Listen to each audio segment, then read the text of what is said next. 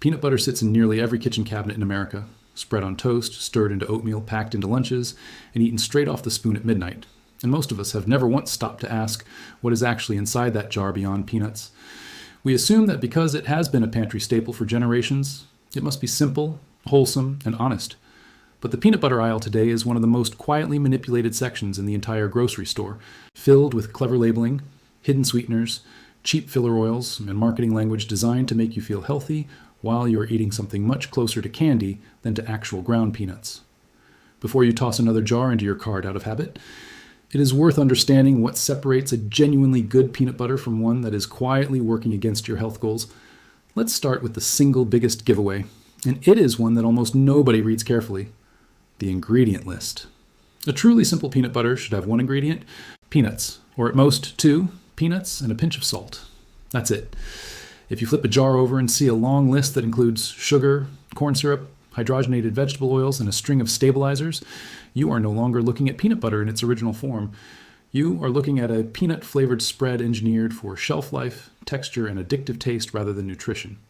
Many of the most popular national brands, the ones that dominate supermarket shelves and advertise heavily to families, rely on added sugars as one of the first few ingredients, sometimes contributing several grams of sugar per serving. That might not sound like much until you realize that a food many people consider a protein source is quietly functioning as a dessert topping. Then there's the oil problem. Natural peanuts already contain healthy oil, which is exactly why the oil separates and rises to the top of a truly natural jar, forcing you to stir it before use. Manufacturers hated that inconvenience decades ago because consumers found the separation off-putting. So many companies began adding hydrogenated or partially hydrogenated vegetable oils to keep the peanut butter smooth and stable on the shelf. Partially hydrogenated oils are particularly concerning because they can contain trace amounts of trans fats, the same type of fat linked to increased risk of heart disease. And while regulations have tightened around trans fats in recent years, some formulations still use blends that keep the texture uniform at the cost of using more processed oils than your body actually needs. When you see palm oil or partially hydrogenated oils high on an ingredient list, what you are really seeing is a company prioritizing convenience and shelf stability over the simplicity of the original food. Sugar deserves its own moment here because it is where the marketing games get especially sneaky. A jar might proudly display no high fructose corn syrup on the front label, and consumers see that and assume the product is automatically healthier. But that phrase says nothing about whether regular sugar, cane sugar, molasses, or corn syrup solids were used instead.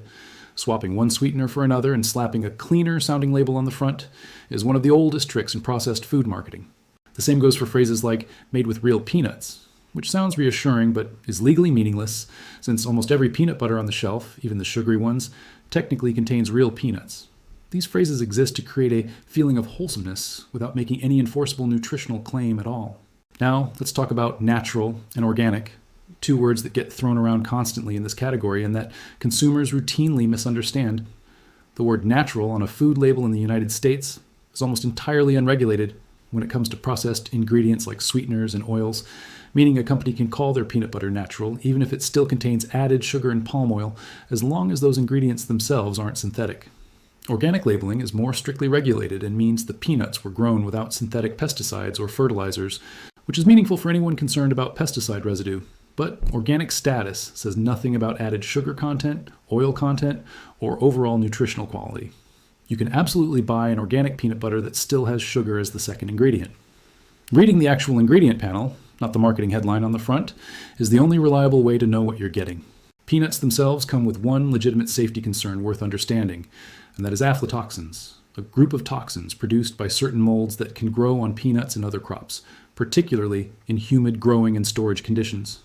Aflatoxin exposure over long periods has been linked in scientific research to liver damage and increased cancer risk, which sounds alarming, but it's important to put this in context.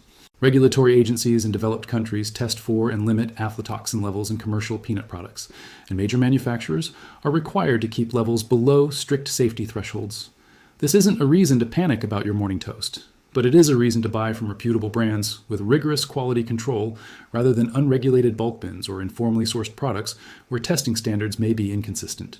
Let's also address the protein and health halo that peanut butter enjoys, because this is where a lot of well-meaning consumers get misled. Peanut butter does contain a meaningful amount of protein and healthy monounsaturated fats, which is genuinely valuable as part of a balanced diet.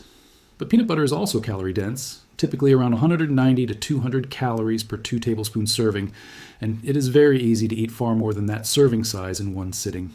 Companies know this, which is why some brands market high protein or protein boosted peanut butter, adding extra protein isolate and charging a premium for it, when in reality you could get similar or better protein value from the peanuts alone in a simple, honest jar. The protein boosted trend is often more about price positioning than genuine nutritional improvement. There's also the question of crunchy versus smooth, and whipped or blended varieties, which might seem like purely a texture preference, but actually connects back to ingredients. Whipped peanut butters often have air and additional oils incorporated to create that lighter texture, which can mean you're getting less actual peanut content by volume for the same jar size and price. It's a small thing, but it illustrates how even the physical form of the product can be engineered in ways that affect what you're actually paying for and consuming. So what should you actually look for the next time you're standing in that aisle? Start by turning the jar around and reading the ingredient list before anything else. If peanuts are the only ingredient, or peanuts and salt, you're in excellent shape. If you see added sugar, look at where it falls in the list and how many grams appear in the nutrition panel, since ingredients are listed in descending order by weight. If oil is listed, I'll check whether it's simply peanut oil, which is natural and expected, or whether it's a separate added oil like palm oil or a hydrogenated vegetable oil blend, which signals more processing. Don't be swayed by front of package claims like natural, no high fructose corn syrup, or made with real peanuts, without checking whether those claims hold up once you read the actual ingredients. And if you're buying from freshly ground peanut butter machines at some grocery stores, those can be a great option for a truly minimal ingredient product, though it's worth asking about how frequently the equipment is cleaned and how fresh the peanut stock is, since freshly ground nut butters have a shorter shelf life without preservatives. Price is worth a quick mention too, because there's a common assumption that more expensive automatically means healthier, and that's not always true. Some premium priced jars are simply charging more for clever branding, minimalist packaging design, or trendy add-ins like added collagen or exotic salts, without necessarily offering a meaningfully different ingredient profile than a plain store-brand natural peanut butter sold at a fraction of the price. The store's own generic or private label natural peanut butter is very often nutritionally identical to a trendy brand, charging 3 or 4 times as much, simply because both are made from the same basic combination of peanuts and salt. At the end of the day, peanut butter can absolutely be a smart, satisfying, protein and healthy fat-rich addition to your diet, but only if you're buying a version that resembles its original, simple form, rather than a heavily engineered spread dressed up with health marketing. The real lesson here extends beyond peanut butter itself. It's a reminder that front-of-package claims are written by marketing teams, not nutritionists, and that the only section of any food label you can truly trust is the ingredient list and the nutrition facts panel required by law. Get in the habit of flipping the jar around before it goes into your cart, and you'll walk out with a product that's doing what you actually think it's doing for your body, rather than one that's simply doing a great job of looking healthy on the shelf.